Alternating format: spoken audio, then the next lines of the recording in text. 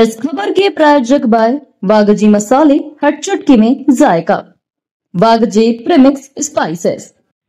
इंदौर में global Anglican future conference की north Indian reason की पहली लीडरशिप कॉन्फ्रेंस का आयोजन किया गया। इस कार्यक्रम में भारत के 8 राज्यों से चर्च के प्रमुख बिशप, फादर और ईसाई प्रतिनिधि शामिल हुए। सम्मेलन का उद्देश्य जातिवाद, सामाजिक भेदभाव और धार्मिक आतंकवाद के खिलाफ आवाज उठाना तथा इंसानियत के मूल्यों को पुनर्स्थापित करना।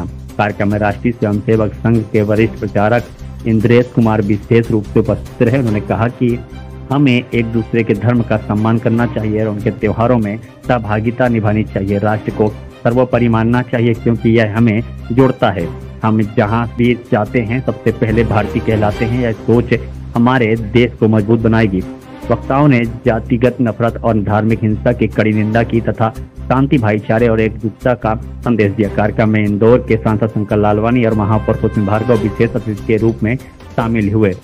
ACI, CEC और गेफोस्कन SBCI के संयुक्त तत्वाधान में आयोजित यह सम्मेलन भारतीय समाज में शांति, संभावना और भाईचारे को बढ़ावा देने की दिशा में एक महत्वपूर्ण कदम साबित हुआ।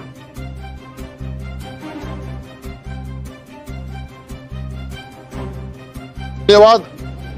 आज इंदौर में गेफकन global international leaders meeting held in this place.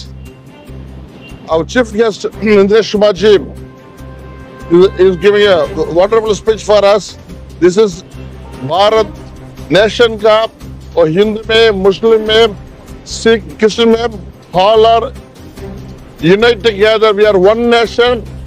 There is no caste, no religion. We are all one. We stand as we are a Hindustan. We are a Indians. So it's very happy to mingle with RSS leaders and the Muslim leaders and Christian leaders unite together, and we are standing in a one line. We are all are Indians. There is no caste, there is no religion. So according to their commitment, whether they are Hindus, Buddha, Sikh, Christian or Muslim, they are going to worship their God. So we have to honor, respect each religion. We have to mingle with all the peoples. So देश में, भारत देश को शांति तो प्रजలు peacefully they have to live. This is our blessing. May God bless you. This is unite together all the leaders, not only for Christian, Muslims, Hindu, Buddha, Sikh, all together leaders for our nation peace purpose. We are conducting the conference. God bless you. What is your name? My name is Archbishop S. Vedai from Andhra.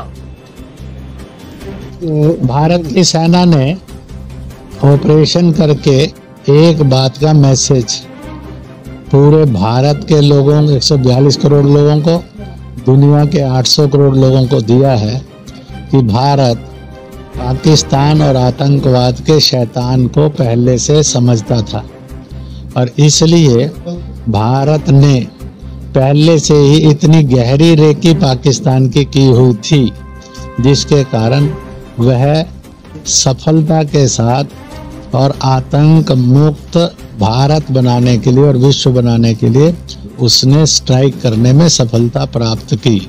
इसलिए हम भारत सरकार को और सेना को बहुत बहुत बधाई देते हैं। देश की जनता चाहती है कि भारत आतंकवाद मुक्त हो और पाकिस्तान को उसका अच्छी तरह से ताकत से सबक सिखाया जाए, क्योंकि उसने जन्मते ही जो नारा लगाया था, हंसकर लिया पाकिस्तान, लड़कर लेंगे हिंदुस्तान, उसकी इस फितरत को जब तक सबक नहीं सिखाएंगे तो पीसफुल भारत और पीसफुल बॉर्डर और पीसफुल वर्ल्ड ये कठिन रहेगा। लोगों का ये कहना है, इसलिए मैं कवि सम्मेलन में था तो कवि ने कविता पढ़ी, जो गलती करके पछताए उसे इंसान कहते हैं, जो गलती करके ना पछताए उसे शैतान कहते हैं, पर जो गलतियों पर गलतियां करे उसे पाकिस्तान कहते हैं। यह एनालिसिस हिंदुस्तान के लोगों का है। भारत सरकार इस एनालिसिस को समझती है। इसी के साथ साथ जब मजहब नहीं है आतंकी का और आतंकवाद का, तो फिर नमाज क्यों, जनाजे में भागीदारी क्यों, मिट्टी क्यों, और उसमें शब में जाकर बैठना क्यों? जो निर्दोष मारा जाता है उसके लिए ना प्रार्थना है, ना शव यात्रा में भागीदारी है, ना क्रिमेशन में जाना है, ना घर पर जाना है।